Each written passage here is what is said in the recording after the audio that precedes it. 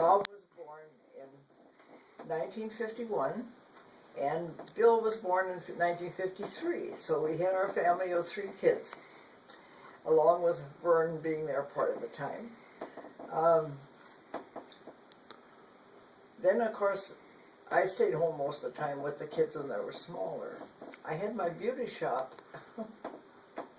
I had moved my beauty shop material, stuff from North Home to Big Falls. So we fixed a little porch up, and I had a beauty shop for a while in my own home. I'd work at night, which was fun. I just had people come at night while the kids were sleeping, and Owen was home. Well, we had a really busy life. Owen was busy at the store.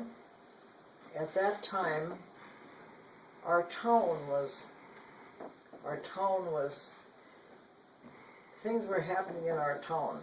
Manila Mills moved to town, which we were thrilled about because they were going to put in a big lumber mill, about 40 employees.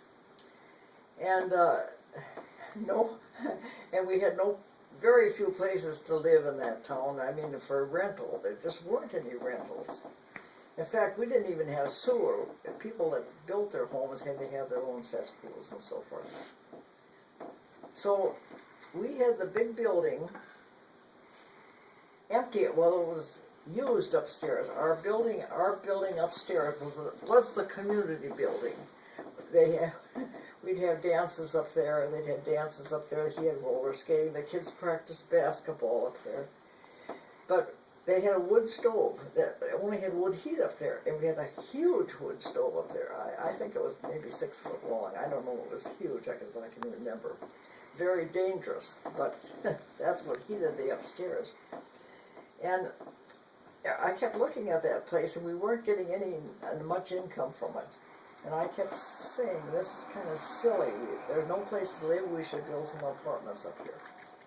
Well, Owen said, oh, there'd be no place for the kids to play basketball. He was so worried about sports. And anyway, then our insurance man came around to look at our property. Oh boy. And the insurance was so high on the upstairs because it was vacant and a wood stove up there that finally Owen said, we've got to close it. Well, we talked about closing it and building apartments. And at the same time, everybody said, oh, well, we're going to go for anything, you know. That's when the community building, they started talking about the community building. And that was called the community building that was built with nothing. And that's just about it. They got enough money to get started and hired a contractor for that. The whole village worked on that community building. I mean the men and women both. The men used to go out logging all day. They'd come in after work and work at night on the community building inside. And the basement was empty, just nothing down in the basement for years, for a couple, 2-3 years. But we wanted a Legion and auxiliary room of our own. So in order to do it, we had to build it ourselves, which we did. The men built the room, the walls and the ceiling and so forth, and us women, I was president of the auxiliary at that time, did all the painting, and we had a cement floor. We couldn't afford to buy tile for it, so we painted it. But before you painted it, you had to put this stinky stuff on to set the cement or whatever they do, whatever. Oh, I can still remember that. That was awful. But we did get that done, and we had that painted floor for a good many years before we got tile. But that's how we got our Legion room. That was the only room in the basement at that time. And how long of course, did it take? Every inch is used down there for doctors, dentists, and so forth.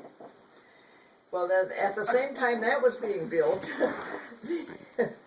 the Big Falls housing, the little houses, they had gotten money from the government, a loan for low-income housing, and they built that.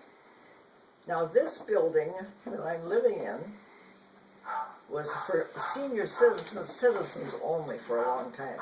But all of a sudden, between the 50s and 60s, this town really grew. People built homes of their own, several new homes of their own here. Okay?